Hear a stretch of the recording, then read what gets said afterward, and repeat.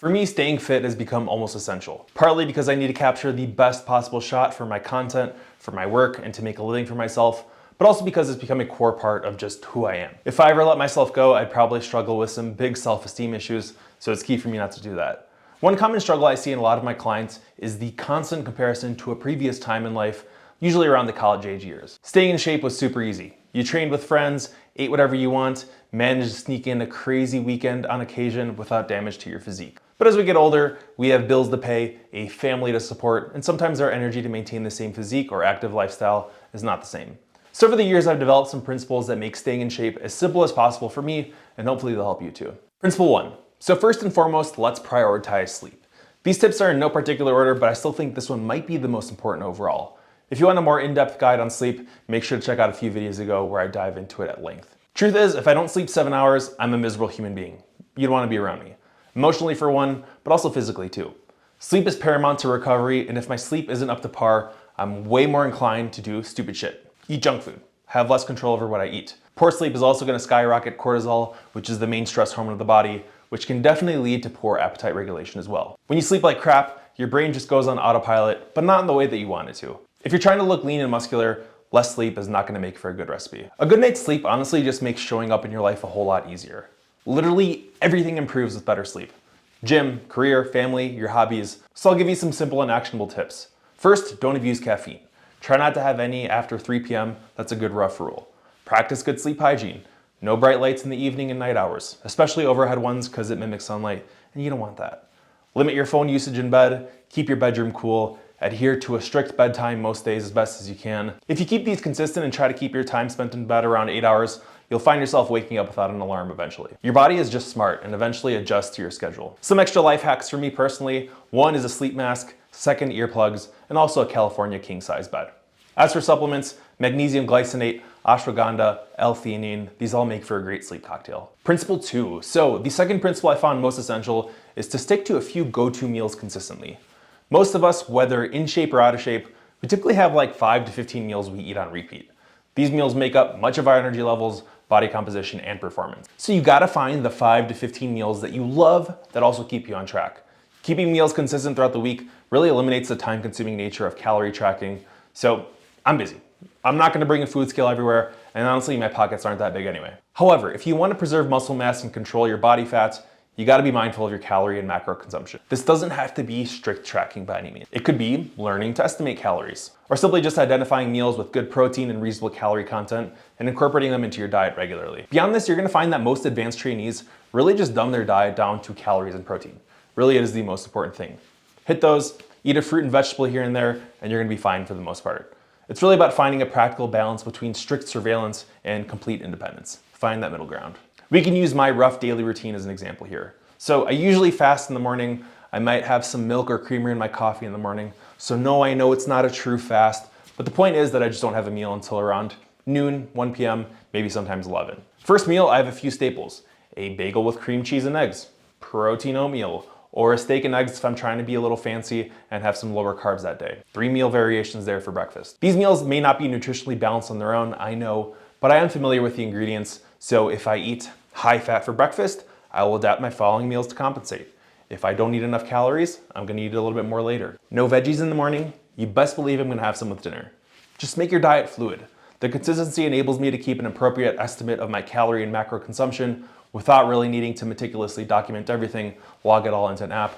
I don't have time for that. It's less about consciously calculating and more about instinctively identifying the protein and calorie levels in all my meals, which really requires a lot less brain work than being super meticulous and tracking everything. So principle 3, while we are on the topic of food, another technique I like to employ is basing my diet on whole unprocessed foods.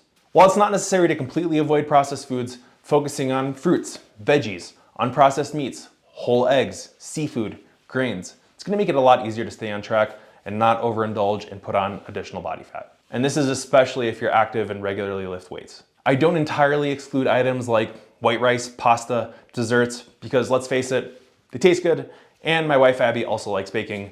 We actually have some cookies in the fridge right now. I don't have time to wait 9 months to reward myself with my mom's Greek cookies on Christmas. Those are called melomakarona, if you're curious, my favorite dessert by far.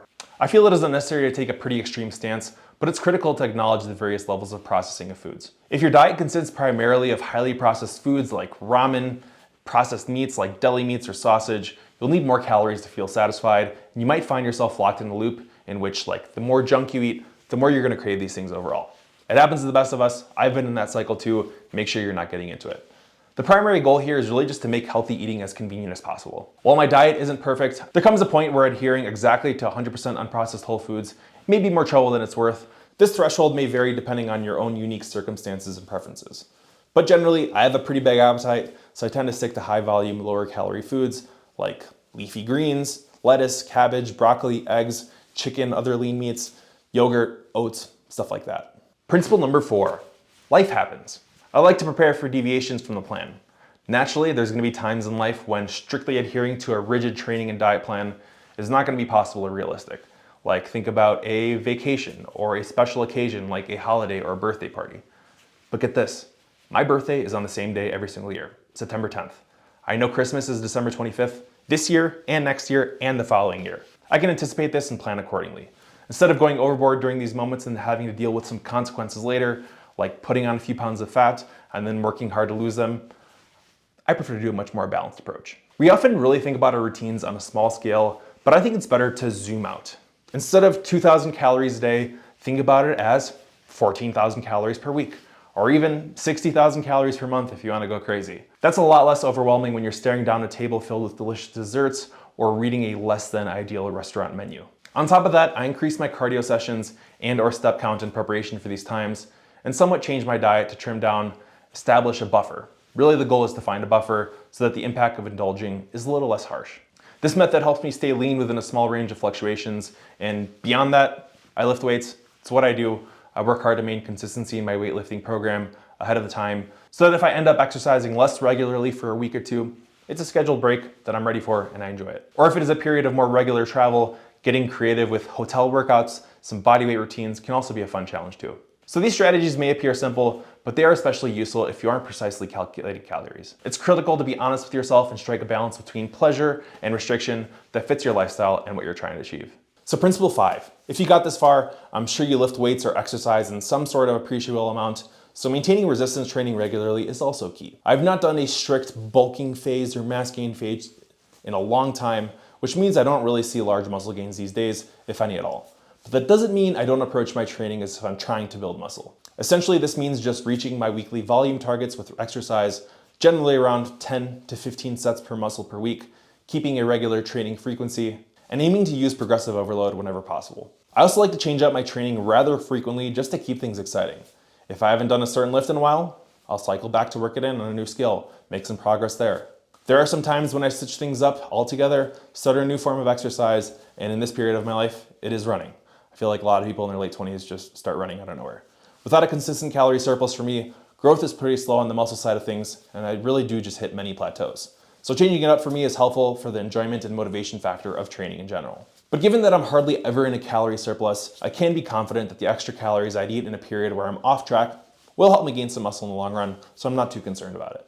Principle 6, last but not least, we have the mindset behind this all. This is probably just as important as sleep. I'd probably put this one as a top.